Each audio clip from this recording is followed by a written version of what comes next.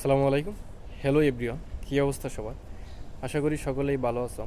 আজকের এই ভিডিও সেশনে আমি মূলত কথা বলবো যারা সামনে অ্যাডমিশন পরীক্ষা দিবে তারা তোমাদের প্রিপারেশনটাকে আরও কীভাবে গুছিয়ে নেবে এ বিষয়ে কথা বলবো। এখন যারা অ্যাডমিশন পরীক্ষা দেবে এখানে কিছু ক্যাটাগরির স্টুডেন্ট আছে, যে 3 ক্যাটাগরির স্টুডেন্ট পাওয়া যাবে যারা মূলত ভার্সিটি ইঞ্জিনিয়ারিং এবং মেডিকেল টাইপের পড়াশোনা করবে। এখন তুমি কোন ট্র্যাকটাকে চুজ করবে এটা ডিপেন্ড করে তুমি একাডেমিকে কীভাবে পড়াশোনা করেছো এটার উপর নির্ভর করতেছে।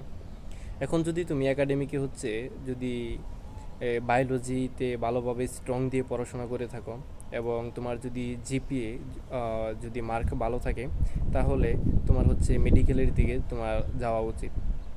এখন আমি যেভাবে কথা বলতেছি এটার উপর যদি নির্ভর করে তুমি যদি একটা সেক্টর চুজ করে নাও তাহলে এটা কিন্তু একদমই রং ডিসিশন হবে।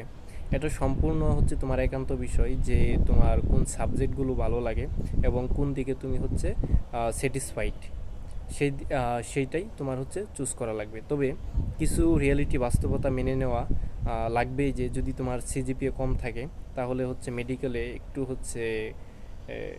টাফ হয়ে যায়, কারণ এখানে জিপিএর উপর অনেক মার্ক আছে।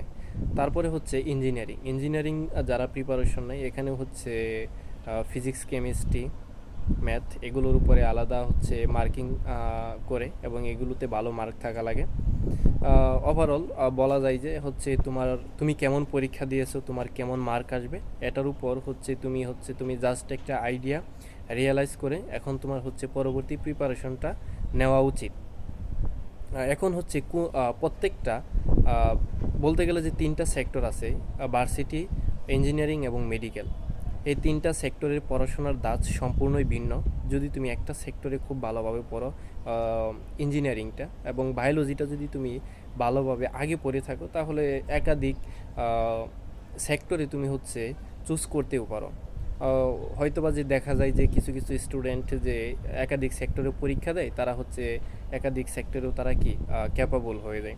এটা আদার্স এক্সাম্পল, আমি সেই দিকে যাইতে চাই না। তবে আমি মনে করি সবচেয়ে বেনিফিটেড হবে তুমি যে কোনো একটা ট্রেকে যাওয়া এবং ভালোভাবে সে একটা প্রিপারেশন নেওয়া, তাহলে আশা করি তোমার চান্স পাওয়ার যে পসিবিলিটি এটা বেশি বেশি থাকবে।